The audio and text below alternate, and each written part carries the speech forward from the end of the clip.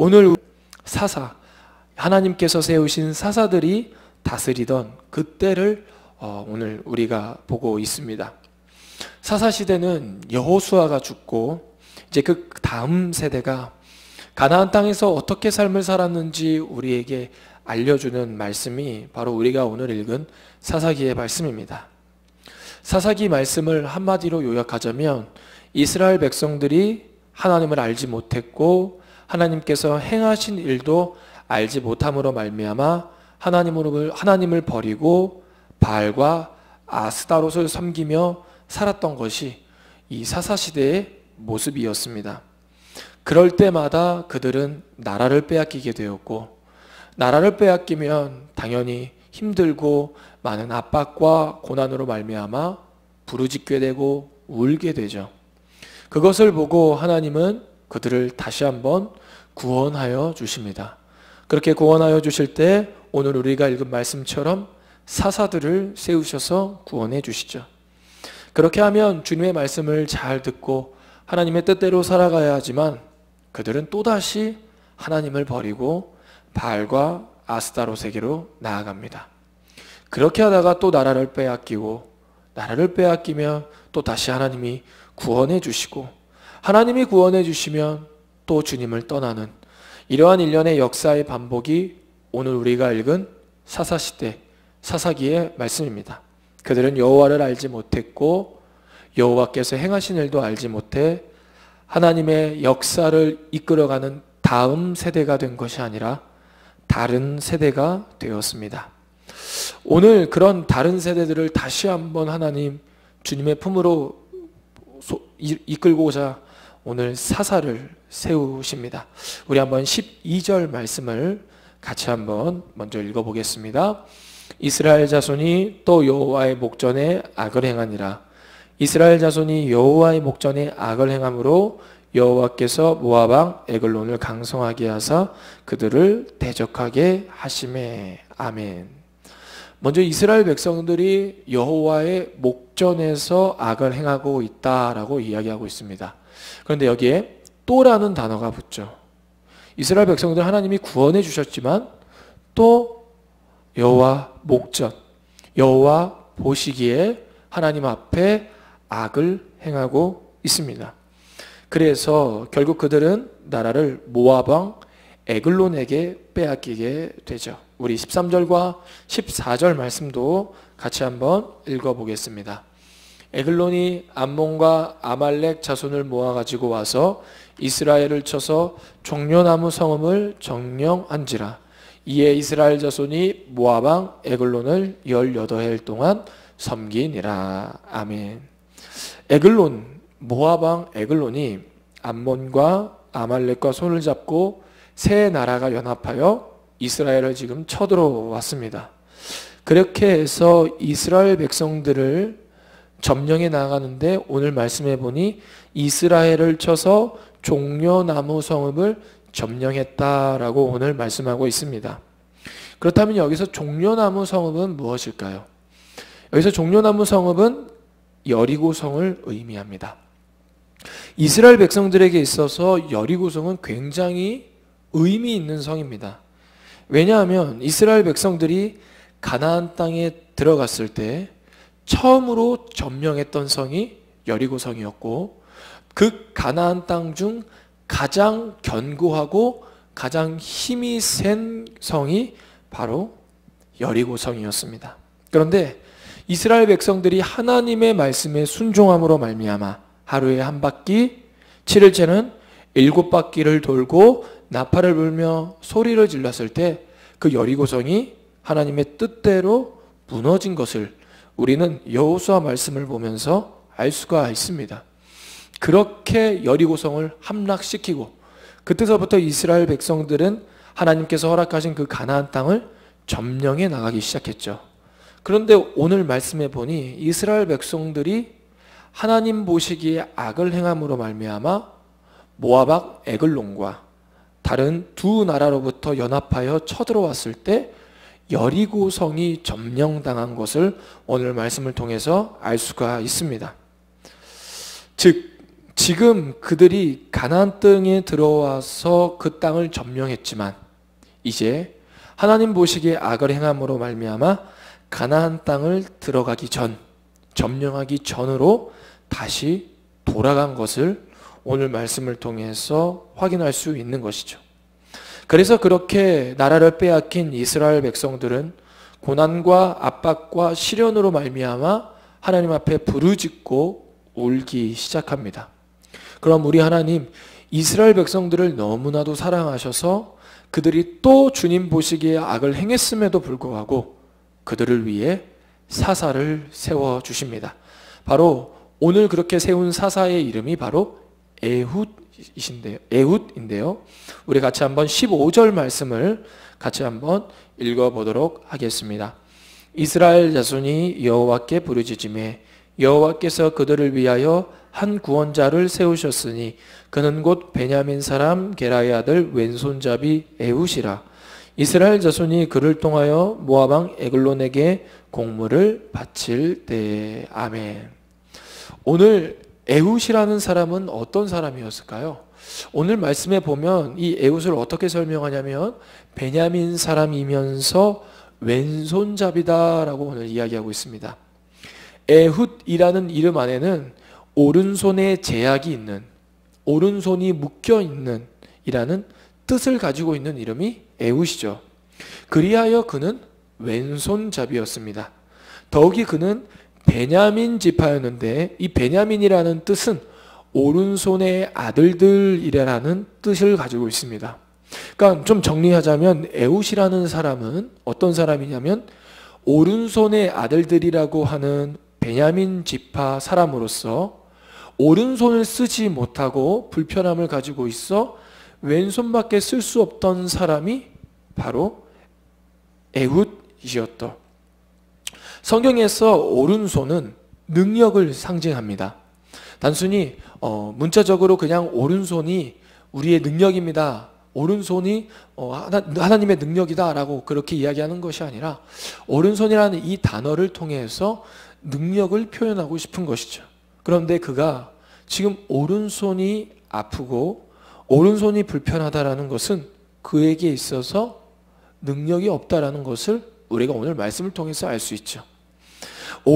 그래서 신학자들은 이 말씀을 보면서 이 에훗이라는 사람은 오른손에 장애가 있어서 오른손을 쓰지 못해 왼손밖에 쓸 수 없었던 사람이었다라고 이렇게 유추하고 있습니다. 그런 에훗을 오늘 하나님은 사사로 세우시고 이스라엘 백성들을 구원하기 위해 이를 사용하시죠. 우리 16절에서 17절 말씀을 같이 한번 읽어보겠습니다. 에훗이 길이가 한 규빗 되는 좌우의 날선 칼을 가지고 그의 오른쪽 허벅지 옷 속에 차고 공물을 모압 왕 에글론에게 바쳤는데 에글론은 매우 비둔한 자였더라. 아멘. 오늘 에훗은 오른쪽에 한 규빗 정도, 한 규빗이면 이 손끝에서 팔꿈치까지의 거리가 되는 요 크기의 칼을 오른쪽 허벅지에 이렇게 찼다라고 오늘 이야기하고 있습니다. 그리고 그는 왕을 만나러 가고 결국 그는 왕을 죽이게 되죠. 그런데 오늘 좀 살펴볼 것이 무엇이냐면 그가 오른쪽 허벅지에 칼을 찼다는 것을 우리가 좀 주목할 필요가 있습니다. 이때 당시 때 왕을 만난다라는 것은요, 그냥 누구나 왕을 만나고 싶은 사람마다 왕을 만나게 해주지 않았죠. 왕은 그 나라를 대표하기 때문에 어떠한 다른 것보다도 가장 보호하고 지켜야 했던 것이 바로 왕의 생명이었습니다. 그렇기 때문에 왕을 만나러 갈 때는 반드시 몸 위에 수색을 하겠죠. 옷이나 이런데. 그리고 아무나 들어갈 수 없었을 것입니다. 그런데 이 모압 왕에게 공물을 바치려고 에훗이 나아갈 때 칼을 차고 갑니다. 그렇다면 그가 어떻게 칼을 차고 갈 수 있었을까요?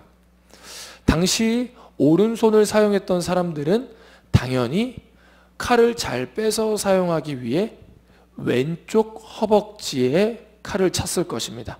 그래서 오른손으로 쉽게 칼을 빼서 싸울 수 있게끔, 그러다 보니 왕에 들어가는 사람들을 수색할 때 반드시 왼쪽에 있는 허벅지는 잘 수색했겠죠. 혹시나 이 칼을 패서 왕을 죽일 수도 있기 때문입니다. 뿐만 아니라, 그리고 그는 오른손에 장애가 있던 사람입니다. 불편했던 사람이죠. 그러다 보니 왕을 수색하던 그런 신하들이 이 자를 봤을 때 좀 부족하다고 느꼈을 것이고, 이 사람의 오른손이 장애가 있기 때문에 별로 위협적이지 않았을 것입니다. 그런데 그는 칼을 왼손잡이기 때문에, 왼손잡이는 칼을 빼려면 오른쪽 허벅지에 차는 게 더 편하겠죠. 그래서 그가 오른쪽 허벅지에 칼을 차게 된 것입니다. 즉, 그의 육체적 한계, 오른손이 제한이 있는 그의 육체적 한계는 오히려 장애가 된 것이 아니라 하나님의 뜻을 이루는데 큰 도움이 되었던 것입니다. 그래서 그는 결국 그 모압 왕 에글론을 죽이게 되고, 이스라엘 백성들은 다시 모압 왕을 쳐서 승리하게 됩니다. 우리 27절에서 30절 말씀을 같이 한번 읽어보도록 하겠습니다. 그가 이르러 에브라임 산지에서 나팔을 불매 이스라엘 자손이 산지에서 그를 따라 내려오니 에훗이 앞서가며 그들에게 이르되 나를 따르라. 여호와께서 너희의 원수들인 모압을 너희의 손에 넘겨주셨느니라 하매 무리가 에훗을 따라 내려가 모압 맞은편 요단강 나루를 장악하여 한 사람도 건너지 못하게 하였고, 그때에 모압 사람 약 10,000명을 죽였으니 모두 장사요 모두 용사라. 한 사람도 도망하지 못하였더라. 그날에 모압이 이스라엘 수하에 굴복하매 그 땅이 80년 동안 평온하였더라. 아멘. 사사 에훗, 그는 오른손이 불편하고 심지어 장애가 있던 사람이었습니다. 그런 에훗을 많은 사람들은 사실 겉모습만 보고 능력이 없는 사람, 별 볼 일 없는 사람으로 취급했을 것입니다. 그러나 그의 장애, 그의 불편함은 그가 하나님의 구원의 계획을 이뤄가는데 큰 도움이 되었습니다. 그로 말미암아 이스라엘 백성들을 구원해낼 수 있었죠. 그의 오른손이 불편한 것은 더 이상 단점과 장애가 아니었습니다. 사람들이 보기에는 단점과 장애였지만 그것이 하나님의 손에 붙잡히자 더 이상 약점이 되는 것이 아니라 하나님의 능력이 되었던 것이고, 하나님의 나라를 세우고 하나님의 구원의 역사를 써내려가는 그런 하나님의 능력으로 쓰임받은 것이죠. 우리 그러면 이어서 삼갈도 한번 살펴보기 원하는데요. 31절 말씀입니다. 우리 같이 한번 읽어보겠습니다. 에훗 후에는 아낫의 아들 삼갈이 있어 소 모는 막대기로 블레셋 사람 600명을 죽였고 그도 이스라엘을 구원하였더라. 아멘. 이어서 또 삼갈도 나오죠. 삼갈은 블레셋 사람 600명을 죽였는데 여기서 사용했던 무기가 바로 소 모는 막대기였습니다. 소 모는 막대기는 전쟁에서 무기로 사용하기에는 너무나도 약한 무기이죠. 그러나 그 무기가 하나님 손에 붙들렸을 때 그가 이스라엘 백성들을 구원해내는 그러한 도구로 사용됐던 것이었습니다. 오늘 우리가 읽은 말씀 에훗과 삼갈은 사람들이 보기에 뛰어난 사람들이 아니었습니다. 뭔가 다른 사람들보다 비범한 사람이라고 보기보다 오히려 몸이 불편하고 장애가 있고 힘이 없고 능력이 없는 사람이었습니다. 더욱이 다른 사람들보다 더 멋있는 무기를 힘이 세거나 좋은 무기를 가진 사람도 아니었습니다. 그러나 그들은 오히려 약했고 부족했지만 그 약함과 부족함과 단점이 하나님께 붙잡힌 바 되었을 때 주님께서 사용하시고 그 주님께서 사용하심으로 말미암아 능력이 되어서 이스라엘 백성들을 구원해내는 역사를 이루어간 것입니다. 우리도 이들과 같습니다. 어떻게 보면 나 스스로를 보면 나의 단점이 있고 나의 약점이 있고 나의 부족한 점들이 있습니다. 또 남들에게 보여주기에는 너무나도 부끄러운 모습들이 있죠. 그런데 세상은 그것을 계속해서 개발하라고 하고 아니면 그것을 감추라라고 이야기합니다. 그러나 오늘 하나님께서 예수 그리스도를 믿는 자들의 약함과 단점은 더 이상 약함과 단점이 아니라 그것을 가지고 주님 앞에 믿음으로 나왔을 때 그것이 하나님 앞에 붙잡힌 바 되고 그게 하나님께 붙잡힌 바 되었을 때 하나님의 능력이 될 수 있다라고 오늘 이야기하고 있습니다. 나의 약점을 하나님께서 사용하신다면, 하나님께서 붙잡아 주신다면 그것이 하나님의 능력이 될 수 있고 하나님의 능력으로 말미암아 주님의 뜻과 계획과 나라를 세우는데 사용될 수 있다라고 오늘 우리에게 위로하고 격려하고 계신 것이죠. 고린도후서 13장 4절 말씀은 바울이 이렇게 고백합니다. 그리스도께서 약하심으로 십자가에 못 박히셨으나 하나님의 능력으로 살아계시니 우리도 그 안에서 약하나 너희에게 대하여 하나님의 능력으로 그와 함께 살리라. 아멘. 예수님이 이 땅에 오셨을 때 정치적인 메시아, 군사적인 메시아로 오시지 않았습니다. 이스라엘 백성들은 다윗과 같은 그러한 정치적, 군사적 메시아가 찾아와 로마로부터 해방시켜주고 자신들을 구원해 줄 것이다라는 기대를 가지고 그 그리스도를 기다리고 있었죠. 그러나 예수님은 이 땅에 정치적인 왕의 모습이 아니라 어린 양의 모습으로 우리의 죄를 대속하시기 위해 십자가로 나아가셨습니다. 오히려 예수님은 흠모할 것이 없는 모습이었고 그리고 예수님의 모습은 아주 약한 모습이었습니다. 그런 약한 예수님을 종교 지도자들은 예수님은 그 십자가에 못 박은 것이죠. 그러나 예수님이 그렇게 약함으로 말미암아 십자가에 달리셨지만 하나님의 능력으로 말미암아 부활하셨고 그것이 우리의 능력이 되었던 것입니다. 이와 같이 우리의 약함은 도리어 능력이 될 수 있습니다. 더 나아가서는 어쩌면 우리의 약함은 내가 가지고 있는 능력보다 더 큰 능력을 발휘할 수 있습니다. 왜냐하면 하나님의 능력이 나타날 수 있는 통로이기 때문이죠. 이어서 9절 고린도후서 13장 9절에는 바울이 이렇게 고백합니다. 우리가 약할 때에 너희가 강한 것을 기뻐하고 또 이것을 위하여 구하니 곧 너희가 온전하게 되는 것이라. 아멘. 바울은 우리가 약할 때 오히려 더 강해질 수 있다라고 이야기하고 있습니다. 그것은 왜냐하면 우리의 약함 가운데 그것을 하나님이 붙잡아 주시고 더 하나님을 붙잡을 수 있는 기회가 된다면 하나님의 능력으로 말미암아 우리의 약함이 강함으로 바뀔 수 있다라고 오늘 바울은 이야기하는 것이죠. 그리고 더 나아가서는 바울은 이것으로 말미암아 우리가 온전해질 수 있다라고 이야기합니다. 완전해지는 것이 아니라 온전해질 수 있다라고 바울은 이야기하죠. 맞습니다. 세상은 어쩌면 완전함을 추구합니다. 실수하지 마, 틀리지 마, 그리고 절대 늦지 마, 이런 식으로 우리를 계속해서 완전함을 요구합니다. 그러나 예수님은 우리를 향해, 하나님은 우리를 향해 온전함을 원하시고 믿는 자들의 추구해야 할 가치는 온전함입니다. 그래서 하나님의 나라, 교회, 신앙, 믿음은 완전한 것이 아니라 바로 온전함을 추구하는 것입니다. 우리가 예수 그리스도의 은혜로 말미암아 온전해질 수 있는 것이죠. 우리는 완전한 의인이 아닙니다.